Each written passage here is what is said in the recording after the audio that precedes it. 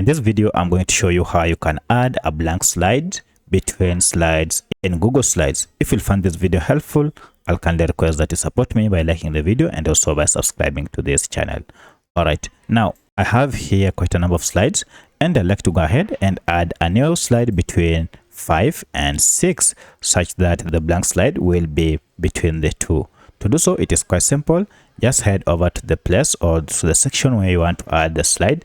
For my case, I want to add in the middle here. So if you click in the middle here, you will see now that blue line. That means you can now go ahead and add something, either a theme or a blank slide here. To add a blank slide, go ahead and click on this plus here.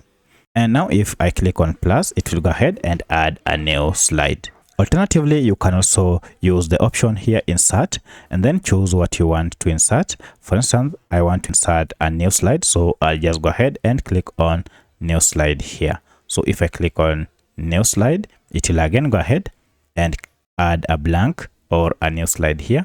And from here, you can now begin editing by clicking on it to enter your details. So that's how you can add a blank slide between slides in Google Slides. If you have any other question, kindly let me know in the comment section. Otherwise, thanks for watching and let's meet in the next video.